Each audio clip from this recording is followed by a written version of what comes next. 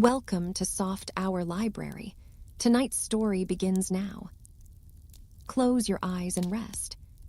Chapter 20.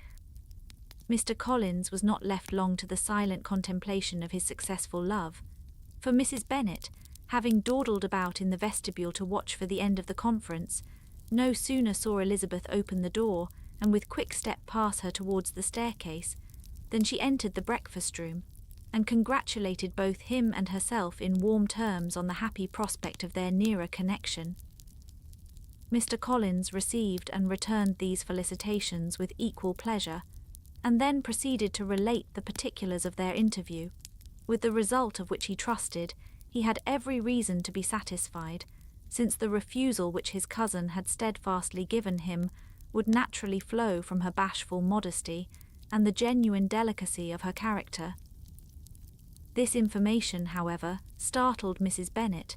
She would have been glad to be equally satisfied that her daughter had meant to encourage him by protesting against his proposals, but she dared not believe it, and could not help saying so.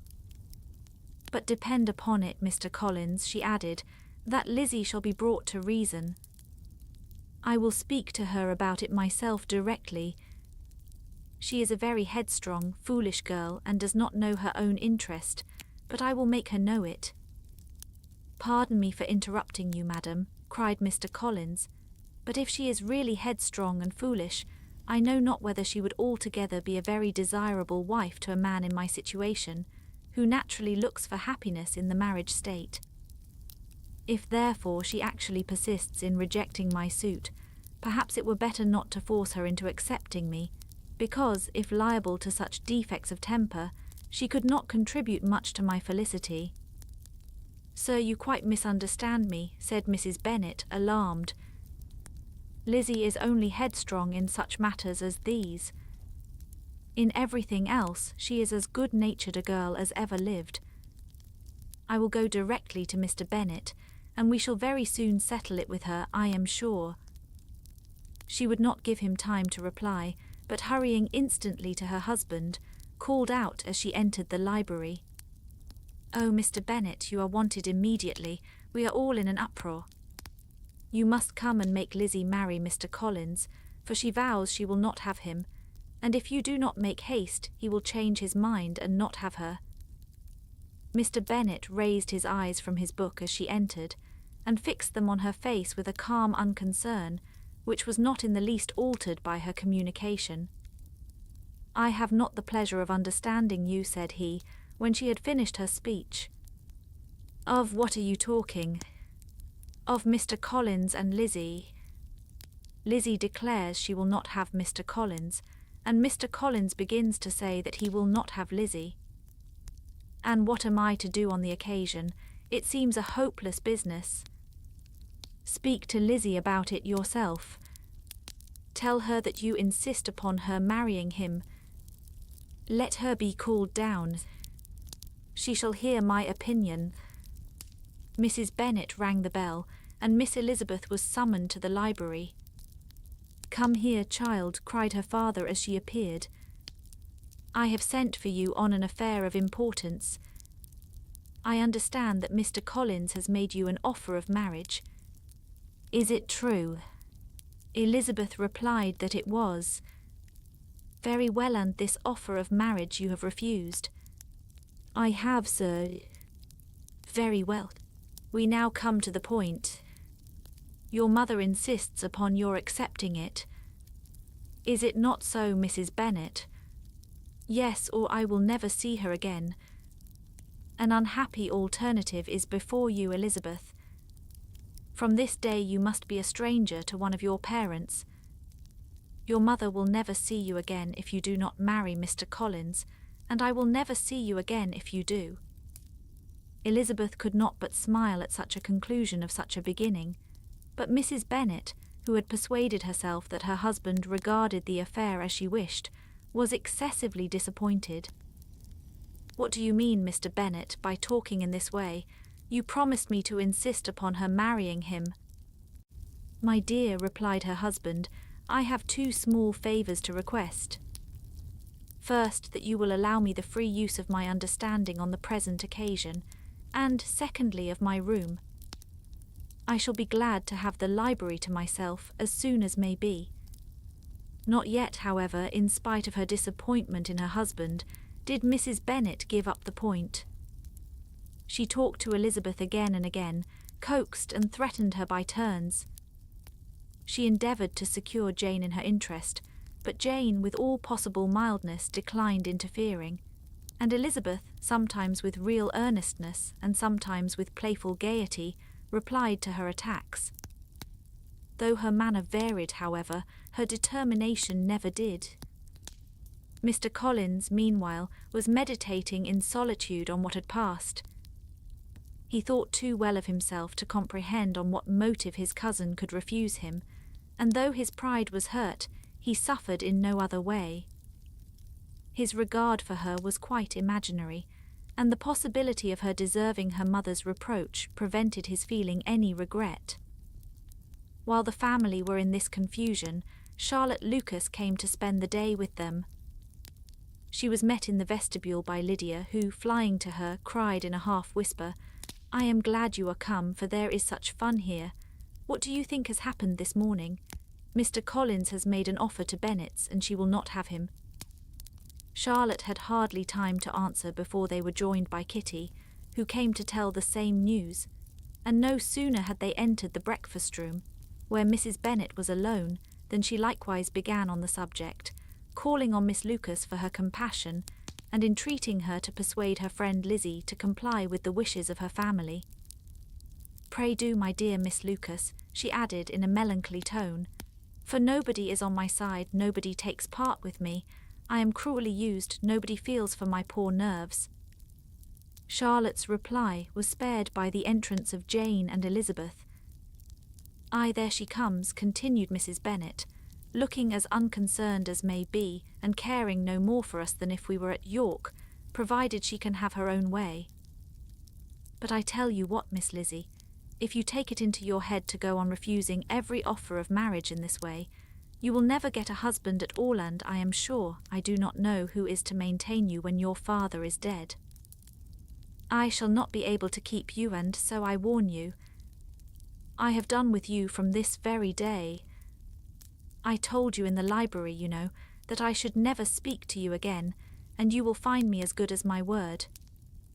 I have no pleasure in talking to undutiful children. Not that I have much pleasure, indeed, in talking to anybody. People who suffer as I do from nervous complaints can have no great inclination for talking. Nobody can tell what I suffer, but it is always so. Those who do not complain are never pitied." Her daughters listened in silence to this effusion, sensible that any attempt to reason with or soothe her would only increase the irritation. She talked on, therefore, without interruption from any of them till they were joined by Mr. Collins, who entered with an air more stately than usual, and on perceiving whom, she said to the girls, "Now I do insist upon it that you, all of you, hold your tongues, and let Mr. Collins and me have a little conversation together." Elizabeth passed quietly out of the room, Jane and Kitty followed, but Lydia stood her ground, determined to hear all she could, and Charlotte, detained first by the civility of Mr. Collins, whose inquiries after herself and all her family were very minute, and then by a little curiosity, satisfied herself with walking to the window and pretending not to hear. In a doleful voice, Mrs. Bennet thus began the projected conversation. "Oh, Mr. Collins!" "My dear madam," replied he, "let us be for ever silent on this point." "Far be it from me," he presently continued in a voice that marked his displeasure, "to resent the behaviour of your daughter. Resignation to inevitable evils is the duty of us all, the peculiar duty of a young man who has been so fortunate as I have been in early preferment, and I trust I am resigned. Perhaps not the less so from feeling a doubt of my positive happiness, had my fair cousin honoured me with her hand, for I have often observed that resignation is never so perfect as when the blessing denied begins to lose somewhat of its value in our estimation. You will not, I hope, consider me as showing any disrespect to your family, my dear madam, by thus withdrawing my pretensions to your daughter's favour, without having paid yourself and Mr. Bennet the compliment of requesting you to interpose your authority in my behalf. My conduct may, I fear, be objectionable in having accepted my dismission from your daughter's lips instead of your own, but we are all liable to error. I have certainly meant well through the whole affair. My object has been to secure an amiable companion for myself, with due consideration for the advantage of all your family, and if my manner has been at all reprehensible, I here beg leave to apologise. Chapter 21. The discussion of Mr. Collins's offer was now nearly at an end, and Elizabeth had only to suffer from the uncomfortable feelings necessarily attending it, and occasionally from some peevish allusion of her mother. As for the gentleman himself, his feelings were chiefly expressed, not by embarrassment or dejection, or by trying to avoid her, but by stiffness of manner and resentful silence. He scarcely ever spoke to her, and the assiduous attentions which he had been so sensible of himself were transferred for the rest of the day to Miss Lucas, whose civility in listening to him was a seasonable relief to them all, and especially to her friend. The morrow produced no abatement of Mrs. Bennet's ill humour or ill health. Mr. Collins was also in the same state of angry pride. Elizabeth had hoped that his resentment might shorten his visit, but his plan did not appear in the least affected by it. He was always to have gone on Saturday, and to Saturday he still meant to stay. After breakfast, the girls walked to Meryton to inquire if Mr. Wickham were returned, and to lament over his absence from the Netherfield ball. He joined them on their entering the town, and attended them to their aunt's, where his regret and vexation and the concern of everybody were well talked over. To Elizabeth, however, he voluntarily acknowledged that the necessity of his absence had been self-imposed. "I found," said he, "as the time drew near that I had better not meet Mr. Darcy, that to be in the same room, the same party with him for so many hours together, might be more than I could bear, and that scenes might arise unpleasant to more than myself." She highly approved his forbearance, and they had leisure for a full discussion of it, and for all the commendations which they civilly bestowed on each other, as Wickham and another officer walked back with them to Longbourn, and during the walk he particularly attended to her. His accompanying them was a double advantage. She felt all the compliment it offered to herself, and it was most acceptable as an occasion of introducing him to her father and mother. Soon after their return, a letter was delivered to Miss Bennet. It came from Netherfield, and was opened immediately. The envelope contained a sheet of elegant, little, hot-pressed paper, well covered with a lady's fair, flowing hand, and Elizabeth saw her sister's countenance change as she read it, and saw her dwelling intently on some particular passages. Jane recollected herself soon, and putting the letter away, tried to join, with her usual cheerfulness, in the general conversation, but Elizabeth felt an anxiety on the subject which drew off her attention even from Wickham, and no sooner had he and his companion taken leave than a glance from Jane invited her to follow her upstairs. When they had gained their own room, Jane, taking out her letter, said, "This is from Caroline Bingley. What it contains has surprised me a good deal. The whole party have left Netherfield by this time, and are on their way to town, and without any intention of coming back again. You shall hear what she says." She then read the first sentence aloud, which comprised the information of their having just resolved to follow their brother to town directly, and of their meaning to dine that day in Grosvenor Street, where Mr. Hurst had a house. The next was in these words: "I do not pretend to regret anything I shall leave in Hertfordshire except your society, my dearest friend, but we will hope at some future period to enjoy many returns of that delightful intercourse we have known, and in the meanwhile may lessen the pain of separation by a very frequent and most unreserved correspondence. I depend on you for that." To these high-flown expressions Elizabeth listened with all the insensibility of distrust, and though the suddenness of their removal surprised her, she saw nothing in it really to lament. It was not to be supposed that their absence from Netherfield would prevent Mr. Bingley's being there, and as to the loss of their society, she was persuaded that Jane must soon cease to regard it in the enjoyment of his. "It is unlucky," said she after a short pause, "that you should not be able to see your friends before they leave the country. But may we not hope that the period of future happiness, to which Miss Bingley looks forward, may arrive earlier than she is aware, and that the delightful intercourse you have known as friends will be renewed with yet greater satisfaction as sisters? Mr. Bingley will not be detained in London by them. Caroline decidedly says that none of the party will return into Hertfordshire this winter. I will read it to you. When my brother left us yesterday, he imagined that the business which took him to London might be concluded in 3 or 4 days, but as we are certain it cannot be so, and at the same time convinced that when Charles gets to town he will be in no hurry to leave it again, we have determined on following him thither, that he may not be obliged to spend his vacant hours in a comfortless hotel. Many of my acquaintance are already there for the winter. I wish I could hear that you, my dearest friend, had any intention of making one in the crowd, but of that I despair. I sincerely hope your Christmas in Hertfordshire may abound in the gaieties which that season generally brings, and that your beaux will be so numerous as to prevent your feeling the loss of the 3 of whom we shall deprive you. But it is evident by this," added Jane, "that he comes back no more this winter. It is only evident that Miss Bingley does not mean he should. Why will you think so? It must be his own doing, he is his own master. But you do not know all. I will read you the passage which particularly hurts me. I will have no reserves from you. Mr. Darcy is impatient to see his sister, and to confess the truth, we are scarcely less eager to meet her again.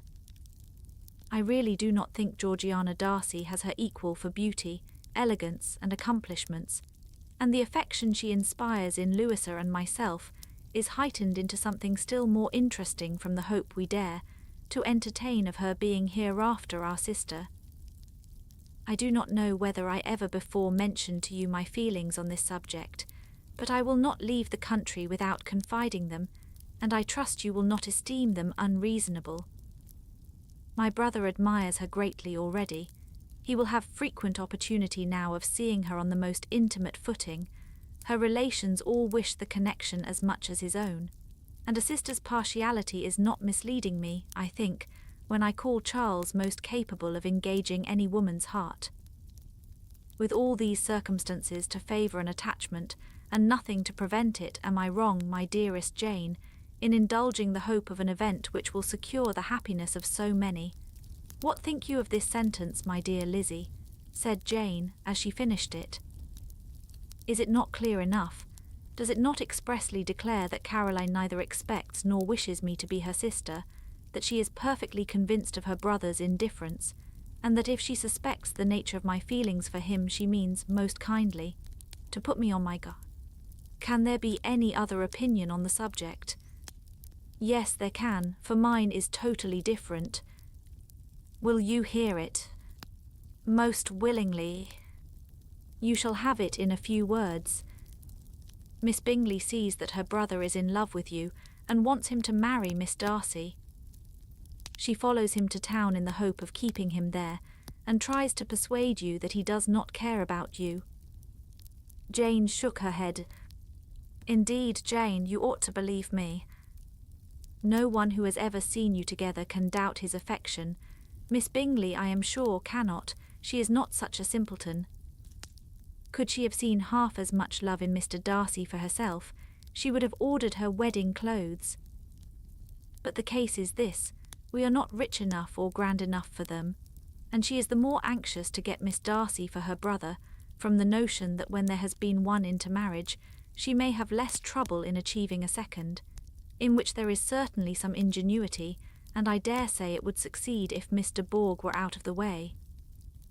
But, my dearest Jane, you cannot seriously imagine that, because Miss Bingley tells you her brother greatly admires Miss Darcy, he is in the smallest degree less sensible of your merit than when he took leave of you on Tuesday, or that it will be in her power to persuade him that, instead of being in love with you, he is very much in love with her friend." "If we thought alike of Miss Bingley," replied Jane, "your representation of all this might make me quite easy. But I know the foundation is unjust. Caroline is incapable of wilfully deceiving anyone, and all that I can hope in this case is that she is deceived herself." "That is right. You could not have started a more happy idea, since you will not take comfort in mine.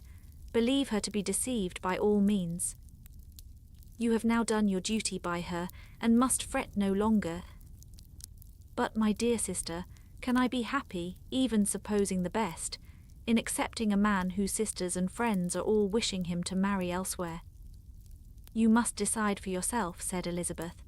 "And if, upon mature deliberation, you find that the misery of disobliging his two sisters is more than equivalent to the happiness of being his wife, I advise you by all means to refuse him." "How can you talk so?" said Jane, faintly smiling. "You must know that though I should be exceedingly grieved at their disapprobation, I could not hesitate." "I did not think you would, and that being the case, I cannot consider your situation with much compassion. But if he returns no more this winter, my choice will never be required. 1,000 things may arise in 6 months. The idea of his returning no more Elizabeth treated with the utmost contempt. It appeared to her merely the suggestion of Caroline's interested wishes, and she could not for a moment suppose that those wishes, however openly or artfully spoken, could influence a young man so totally independent of everyone. She represented to her sister as forcibly as possible what she felt on the subject, and had soon the pleasure of seeing its happy effect. Jane's temper was not desponding, and she was gradually led to hope, though the diffidence of affection sometimes overcame the hope, that Bingley would return to Netherfield and answer every wish of her heart. They agreed that Mrs. Bennet should only hear of the departure of the family, without being alarmed on the score of the gentleman's conduct. But even this partial communication gave her a great deal of concern, and she bewailed it as exceedingly unlucky that the ladies should happen to go away just as they were all getting so intimate together.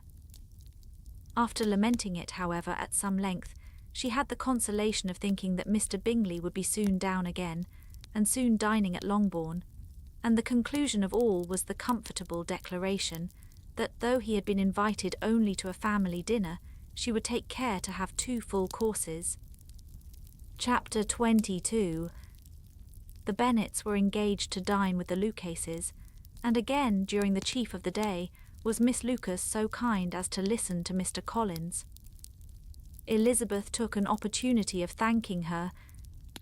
"It keeps him in good humour," said she, "and I am more obliged to you than I can express." Charlotte assured her friend of her satisfaction in being useful, and that it amply repaid her for the little sacrifice of her time. This was very amiable, but Charlotte's kindness extended farther than Elizabeth had any conception of. Its object was nothing less than to secure her from any return of Mr. Collins's addresses by engaging them towards herself. Such was Miss Lucas's scheme, and appearances were so favourable that when they parted at night, she would have felt almost sure of success if he had not been to leave Hertfordshire so very soon. But here she did injustice to the fire and independence of his character, for it led him to escape out of Longbourn House the next morning with admirable slyness, and hastened to Lucas Lodge to throw himself at her feet. He was anxious to avoid the notice of his cousins, from a conviction that if they saw him depart, they could not fail to conjecture his design, and he was not willing to have the attempt known till its success could be known likewise, for though feeling almost secure, and with reason, for Charlotte had been tolerably encouraging, he was comparatively diffident since the adventure of Wednesday. His reception, however, was of the most flattering kind. Miss Lucas perceived him from an upper window as he walked towards the house, and instantly set out to meet him accidentally in the lane. But little had she dared to hope that so much love and eloquence awaited her there. In as short a time as Mr. Collins's long speeches would allow, Everything was settled between them to the satisfaction of both, and as they entered the house, he earnestly entreated her to name the day that was to make him the happiest of men. And though such a solicitation must be waived for the present, the lady felt no inclination to trifle with his happiness. The stupidity with which he was favoured by nature must guard his courtship from any charm that could make a woman wish for its continuance, and Miss Lucas, who accepted him solely from the pure and disinterested desire of an establishment, cared not how soon that establishment were gained. Sir William and Lady Lucas were speedily applied to for their consent, and it was bestowed with a most joyful alacrity. Mr. Collins's present circumstances made it a most eligible match for their daughter, to whom they could give little fortune, and his prospects of future wealth were exceedingly fair. Lady Lucas began directly to calculate, with more interest than the matter had ever excited before, how many years longer Mr. Bennet was likely to live, and Sir William gave it as his decided opinion that whenever Mr. Collins should be in possession of the Longbourn estate, it would be highly expedient that both he and his wife should make their appearance at St. James's. The whole family, in short, were properly overjoyed on the occasion. The younger girls formed hopes of coming out a year or two sooner than they might otherwise have done, and the boys were relieved from their apprehension of Charlotte's dying an old maid. Charlotte herself was tolerably composed. She had gained her point, and had time to consider of it. Her reflections were in general satisfactory. Mr. Collins, to be sure, was neither sensible nor agreeable. His society was irksome, and his attachment to her must be imaginary. But still he would be her husband. Without thinking highly either of men or of matrimony, marriage had always been her object. It was the only honourable provision for well-educated young women of small fortune, and, however uncertain of giving happiness, must be their pleasantest preservative from want. This preservative she had now obtained, and at the age of 27, without having ever been handsome, she felt all the good luck of it. The least agreeable circumstance in the business was the surprise it must occasion to Elizabeth Bennet, whose friendship she valued beyond that of any other person. Elizabeth would wonder, and probably would blame her, and though her resolution was not to be shaken, her feelings must be hurt by such a disapprobation. She resolved to give her the information herself, and therefore charged Mr. Collins, when he returned to Longbourn to dinner, to drop no hint of what had passed before any of the family. A promise of secrecy was of course very dutifully given, but it could not be kept without difficulty, for the curiosity excited by his long absence burst forth in such very direct questions on his return as required some ingenuity to evade, and he was at the same time exercising great self-denial, for he was longing to publish his prosperous life. As he was to begin his journey too early on the morrow to see any of the family, the ceremony of leave-taking was performed when the ladies moved for the night, and Mrs. Bennet, with great politeness and cordiality, said how happy they should be to see him at Longbourn again, whenever his other engagements might allow him to visit them. "My dear madam," he replied, "this invitation is particularly gratifying because it is what I have been hoping to receive, and you may be very certain that I shall avail myself of it as soon as possible." They were all astonished, and Mr. Bennet, who could by no means wish for so speedy a return, immediately said, "But is there not danger of Lady Catherine's disapprobation here, my good sir? You had better neglect your relations than run the risk of offending your patroness."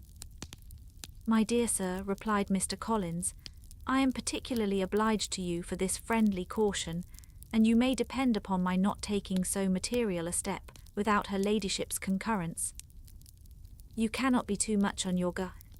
Risk anything rather than her displeasure, and if you find it likely to be raised by your coming to us again, which I should think exceedingly probable, stay quietly at home, and be satisfied that we shall take no offence. Believe me, my dear sir, my gratitude is warmly excited by such affectionate attention, and depend upon it, you will speedily receive from me a letter of thanks for this, as well as for every other mark of your regard during my stay in Hertfordshire. As for my fair cousins, though my absence may not be long enough to render it necessary, I shall now take the liberty of wishing them health and happiness, not excepting my cousin Elizabeth. With proper civilities, the ladies then withdrew, all of them equally surprised to find that he meditated a quick return. Mrs. Bennet wished to understand by it that he thought of paying his addresses to one of her younger girls, and Mary might have been prevailed on to accept him. She rated his abilities much higher than any of the others. There was a solidity in his reflections which often struck her, and though by no means so clever as herself, she thought that, if encouraged to read and improve himself by such an example as hers, he might become a very agreeable companion. But on the following morning every hope of this kind was done away. Miss Lucas called soon after breakfast, and in a private conference with Elizabeth related the event of the day before. The possibility of Mr. Collins's fancying himself in love with her friend had once occurred to Elizabeth within the last day or two, but that Charlotte could encourage him seemed almost as far from possibility as that she could encourage him herself, and her astonishment was consequently so great as to overcome at first the bounds of decorum, and she could not help crying out, "Engaged to Mr. Collins, my dear Charlotte, impossible." The steady countenance which Miss Lucas had commanded in telling her story gave way to a momentary confusion here on receiving so direct a reproach, though, as it was no more than she expected, she soon regained her composure, and calmly replied, "Why should you be surprised, my dear Eliza? Do you think it incredible that Mr. Collins should be able to procure any woman's good opinion, because he was not so happy as to succeed with you?" But Elizabeth had now recollected herself, and making a strong effort for it was able to assure her, with tolerable firmness, that the prospect of their relationship was highly grateful to her, and that she wished her all imaginable happiness. "I see what you are feeling," replied Charlotte. "You must be surprised, very much surprised, so lately as Mr. Collins was wishing to marry you. But when you have had time to think it all over, I hope you will be satisfied with what I have done. I am not romantic, you know. I never was. I ask only a comfortable home, and considering Mr. Collins's character, connections, and situation in life, I am convinced that my chance of happiness with him is as fair as most people can boast on entering the marriage state." Elizabeth quietly answered undoubtedly, and after an awkward pause they returned to the rest of the family. Charlotte did not stay much longer, and Elizabeth was then left to reflect on what she had heard. It was a long time before she became at all reconciled to the idea of so unsuitable a match. The strangeness of Mr. Collins's making 2 offers of marriage within 3 days was nothing in comparison of his being now accepted. She had always felt that Charlotte's opinion of matrimony was not exactly like her own, but she could not have supposed it possible that, when called into action, she would have sacrificed every better feeling to worldly advantage. Charlotte, the wife of Mr. Collins, was a most humiliating picture, and to the pang of a friend disgracing herself and sunk in her esteem was added the distressing conviction that it was impossible for that friend to be tolerably happy in the lot she had chosen. Chapter 23. Elizabeth was sitting with her mother and sisters, reflecting on what she had heard, and doubting whether she was authorized to mention it when Sir William Lucas himself appeared, sent by his daughter to announce her engagement to the family. With many compliments to them, and much self-gratulation on the prospect of a connection between the houses, he unfolded the matter to an audience not merely wondering, but incredulous, for Mrs. Bennet, with more perseverance than politeness, protested he must be entirely mistaken, and Lydia, always unguarded and often uncivil, boisterously exclaimed, "Good Lord, Sir William, how can you tell such a story? Do not you know that Mr. Collins wants to marry Lizzie?" Nothing less than the complaisance of a courtier could have borne without anger such treatment, but Sir William's good breeding carried him through it all, and though he begged leave to be positive as to the truth of his information, He listened to all their impertinence with the most forbearing courtesy. Elizabeth, feeling it incumbent on her to relieve him from so unpleasant a situation, now put herself forward to confirm his account by mentioning her prior knowledge of it from Charlotte herself, and endeavoured to put a stop to the exclamations of her mother and sisters by the earnestness of her congratulations to Sir William, in which she was readily joined by Jane, and by making a variety of remarks on the happiness that might be expected from the match, the excellent character of Mr. Collins, and the convenient distance of Hunsford from London. Mrs. Bennet was, in fact, too much overpowered to say a great deal while Sir William remained, but no sooner had he left them than her feelings found a rapid vent. In the first place, she persisted in disbelieving the whole of the matter. Secondly, she was very sure that Mr. Collins had been taken in. Thirdly, she trusted that they would never be happy together, and fourthly, that the match might be broken off. Two inferences, however, were plainly deduced from the whole: one, that Elizabeth was the real cause of all the mischief, and the other, that she herself had been barbarously used by them all, and on these 2 points she principally dwelt during the rest of the day. Nothing could console and nothing appease her, nor did that day wear out her resentment. A week elapsed before she could see Elizabeth without scolding her. A month passed away before she could speak to Sir William or Lady Lucas without being rude, and many months were gone before she could at all forgive their daughter. Mr. Bennet's emotions were much more tranquil on the occasion, and such as he did experience he pronounced to be of a most agreeable sort, for it gratified him, he said, to discover that Charlotte Lucas, whom he had been used to think tolerably sensible, was as foolish as his wife, and more foolish than his daughter. Jane confessed herself a little surprised at the match, but she said less of her astonishment than of her earnest desire for their happiness, nor could Elizabeth persuade her to consider it as improbable. Kitty and Lydia were far from envying Miss Lucas, for Mr. Collins was only a clergyman, and it affected them in no other way than as a piece of news to spread at Meryton. Lady Lucas could not be insensible of triumph on being able to retort on Mrs. Bennet the comfort of having a daughter well married, and she called at Longbourn rather oftener than usual to say how happy she was, though Mrs. Bennet's sour looks and ill-natured remarks might have been enough to drive happiness away. Between Elizabeth and Charlotte there was a restraint which kept them mutually silent on the subject, and Elizabeth felt persuaded that no real confidence could ever subsist between them again. Her disappointment in Charlotte made her turn with fonder regard to her sister, of whose rectitude and delicacy she was sure her opinion could never be shaken, and for whose happiness she grew daily more anxious, as Bingley had now been gone a week, and nothing was heard of his return. Jane had sent Caroline an early answer to her letter, and was counting the days till she might reasonably hope to hear again.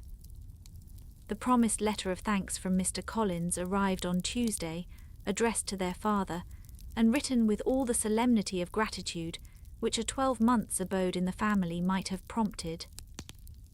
After discharging his conscience on that head, he proceeded to inform them, with many rapturous expressions, of his happiness in having obtained the affection of their amiable neighbour, Miss Lucas, and then explained that it was merely with the view of enjoying her society that he had been so ready to close with their kind wish of seeing him again at Longbourn, whither he hoped to be able to return on Monday fortnight. For Lady Catherine, he added, so heartily approved his marriage, that she wished it to take place as soon as possible, which he trusted would be an unanswerable argument with his amiable Charlotte to name an early day for making him the happiest of men. Mr. Collins's return into Hertfordshire was no longer a matter of pleasure to Mrs. Bennet. On the contrary, she was as much disposed to complain of it as her husband. It was very strange that he should come to Longbourn instead of to Lucas Lodge. It was also very inconvenient and exceedingly troublesome. She hated having visitors in the house while her health was so indifferent, and lovers were of all people the most disagreeable. Such were the gentle murmurs of Mrs. Bennet, and they gave way only to the greater distress of Mr. Bingley's continued absence. neither Jane nor Elizabeth were comfortable on this subject.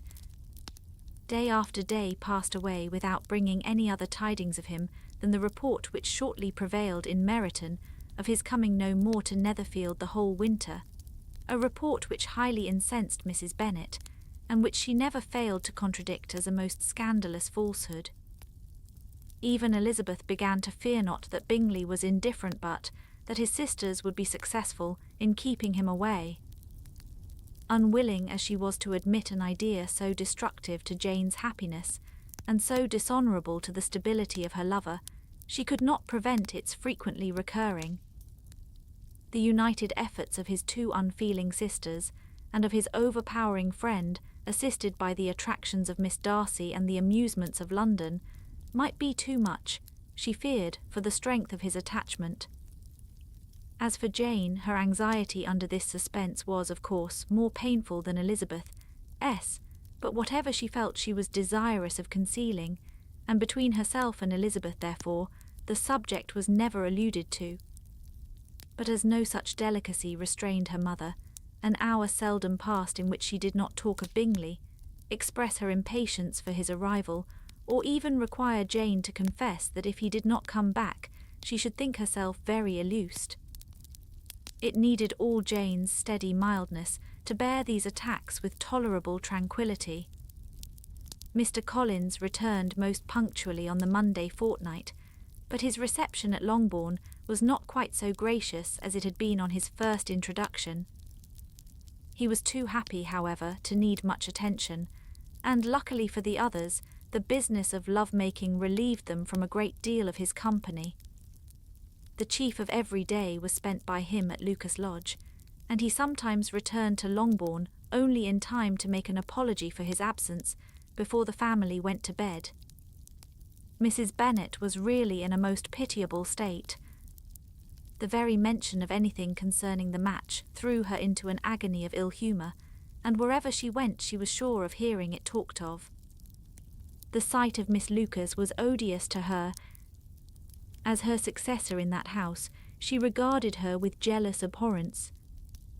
Whenever Charlotte came to see them, she concluded her to be anticipating the hour of possession, and whenever she spoke in a low voice to Mr. Collins, was convinced that they were talking of the Longbourn estate, and resolving to turn herself and her daughters out of the house as soon as Mr. Bennet was dead. She complained bitterly of all this to her husband. "Indeed, Mr. Bennet," said she, "it is very hard to think that Charlotte Lucas should ever be mistress of this house, that I should be forced to make way for her, and live to see her take my place in it. My dear, do not give way to such gloomy thoughts. Let us hope for better things. Let us flatter ourselves that I may be the survivor." This was not very consoling to Mrs. Bennet, and therefore instead of making any answer, she went on as before. "I cannot bear to think that they should have all this estate. If it was not for the entail, I should not mind it." "What should not you mind?" "I should not mind anything at all. Let us be thankful that you are preserved from a state of such insensibility." "I never can be thankful, Mr. Bennet, for anything about the entail. How anyone could have the conscience to entail away an estate from one's own daughters, I cannot understand, and all for the sake of Mr. Collins too. Why should he have it more than anybody else?" "I leave it to yourself to determine," said Mr. Bennet. Chapter 24. Miss Bingley's letter arrived, and put an end to doubt. The very first sentence conveyed the assurance of their being all settled in London for the winter, and concluded with her brother's regret at not having had time to pay his respects to his friends in Hertfordshire before he left the country. Hope was over, entirely over, and when Jane could attend to the rest of the letter, she found little except the professed affection of the writer that could give her any comfort. Miss Darcy's praise occupied the chief of it. Her many attractions were again dwelt on, and Caroline boasted joyfully of their increasing intimacy, and ventured to predict the accomplishment of the wishes which had been unfolded in her former letter. She wrote also with great pleasure of her brother, S being an inmate of Mr. Darcy's house, and mentioned with raptures some plans of the latter with regard to new furniture. Elizabeth, to whom Jane very soon communicated the chief of all this, heard it in silent indignation. Her heart was divided between concern for her sister and resentment against all others. To Caroline's assertion of her brother, S being partial to Miss Darcy, she paid no credit.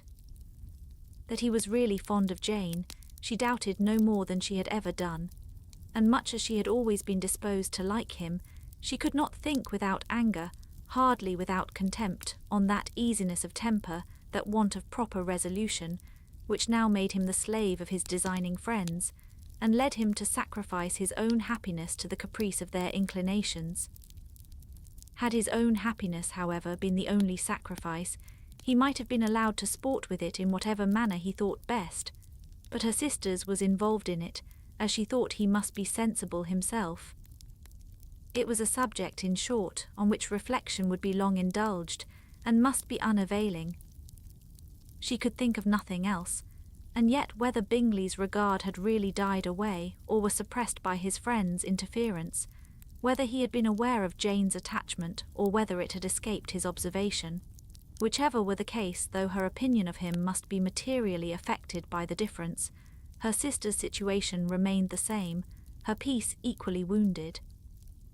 A day or two passed before Jane had courage to speak of her feelings to Elizabeth, but at last, on Mrs. Bennet's leaving them together, after a longer irritation than usual about Netherfield and its master, she could not help saying, "Oh, that my dear mother had more command over herself! She can have no idea of the pain she gives me by her continual reflections on him. But I will not repine. It cannot last long. He will be forgot, and we shall all be as we were before." Elizabeth looked at her sister with incredulous solicitude, but said nothing. "You doubt me," cried Jane, slightly colouring. "Indeed, you have no reason. He may live in my memory as the most amiable man of my acquaintance, but that is all. I have nothing either to hope or fear, and nothing to reproach him with. Thank God I have not that pain. A little time, therefore I shall certainly try to get the better." With a stronger voice she soon added, "I have this comfort immediately, that it has not been more than an error of fancy on my side, and that it has done no harm to anyone but myself." "My dear Jane," exclaimed Elizabeth, "you are too good. Your sweetness and disinterestedness are really angelic. I do not know what to say to you.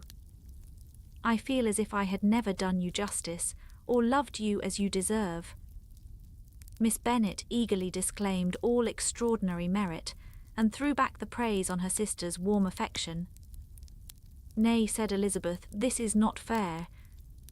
You wish to think all the world respectable, and are hurt if I speak ill of anybody. I only want to think you perfect, and you set yourself against it. Do not be afraid of my running into any excess, of my encroaching on your privilege of universal good. You need not. There are few people whom I really love, and still fewer of whom I think well. The more I see of the world, the more am I dissatisfied with it, and every day confirms my belief of the inconsistency of all human characters, and of the little dependence that can be placed on the appearance of either merit or sense. I have met with 2 instances lately. One I will not mention, the other is Charlotte's marriage. It is unaccountable. In every view it is unaccountable. My dear Lizzie, do not give way to such feelings as these. They will ruin your happiness. You do not make allowance enough for difference of situation and temper.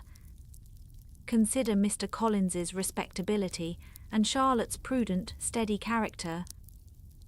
Remember that she is one of a large family, that as to fortune it is a most eligible match, and be ready to believe, for everybody's sake, that she may feel something like regard and esteem for our cousin. To oblige you, I would try to believe almost anything, but no one else could be benefited by such a belief as this, for were I persuaded that Charlotte had any regard for him, I should only think worse of her understanding than I now do of her heart. My dear Jane, Mr. Collins is a conceited, pompous, narrow-minded, silly man. You know he is as well as I do. And you must feel as well as I do that the woman who marries him cannot have a proper way of thinking. You shall not defend her, though it is Charlotte Lucas. You shall not, for the sake of one individual, change the meaning of principle and integrity, nor endeavour to persuade yourself or me that selfishness is prudence, and insensibility of danger security for happiness. I must think your language too strong in speaking of both, replied Jane, and I hope you will be convinced of it by seeing them happy together. But enough of this. You alluded to something else. You mentioned 2 instances. I cannot misunderstand you, but I entreat you, dear Lizzie, not to pain me by thinking that person to blame, and saying your opinion of him is sunk. We must not be so ready to fancy ourselves intentionally injured. We must not expect a lively young man to be always so guarded and circumspect. It is very often nothing but our own vanity that deceives us. Women fancy admiration means more than it does, and men take care that they should. If it is designedly done, they cannot be justified, but I have no idea of there being so much design in the world as some persons imagine. I am far from attributing any part of Mr. Bingley's conduct to design, said Elizabeth, but without scheming to do wrong or to make others unhappy, there may be error and there may be misery. Thoughtlessness, want of attention to other people's feelings, and want of resolution will do the business. And do you impute it to either of those? Yes, to the last. But if I go on, I shall displease you by saying what I think of persons you esteem. Stop me whilst you can. You persist, then, in supposing his sisters influence him. Yes, in conjunction with his friend. I cannot believe it. Why should they try to influence him? They can only wish his happiness, and if he is attached to me, no other woman can secure it. Your first position is false. They may wish many things besides his happiness. They may wish his increase of wealth and consequence. They may wish him to marry a girl who has all the importance of money, great connections, and pride. Beyond a doubt they do wish him to choose Miss Darcy, replied Jane, but this may be from better feelings than you are supposing. They have known her much longer than they have known me. No wonder if they love her better. But whatever may be their own wishes, it is very unlikely they should have opposed their brother, S. What sister would think herself at liberty to do it, unless there were something very objectionable? If they believed him attached to me, they would not try to part us. If he were so, they could not succeed. By supposing such an affection, you make everybody acting unnaturally and wrong, and me most unhappy. Do not distress me by the idea. I am not ashamed of having been mistaken, or, at least, it is slight. It is nothing in comparison of what I should feel in thinking ill of him or his sisters. Let me take it in the best light, in the light in which it may be understood. Elizabeth could not oppose such a wish, and from this time Mr. Bingley's name was scarcely ever mentioned between them. Mrs. Bennet still continued to wonder and repine at his returning no more, and though a day seldom passed in which Elizabeth did not account for it clearly, there seemed little chance of her ever considering it with less perplexity. Her daughter endeavoured to convince her of what she did not believe herself, that his attentions to Jane had been merely the effect of a common and transient liking, which ceased when he saw her no more. But though the probability of the statement was admitted at the time, she had the same story to repeat every day. Mrs. Bennet's best comfort was that Mr. Bingley must be down again in the summer. Mr. Bennet treated the matter differently. So, Lizzie, said he one day, your sister is crossed in love, I find. I congratulate her. Next to being married, a girl likes to be crossed in love a little now and then. It is something to think of, and gives her a sort of distinction among her companions. When is your turn to come? You will hardly bear to be long outdone by Jane. Now is your time. Here are officers enough at Meryton to disappoint all the young ladies in the country. Let Wickham be your man. He is a pleasant fellow, and would jilt you creditably. Thank you, sir, but a less agreeable man would satisfy me. We must not all expect Jane's good fortune.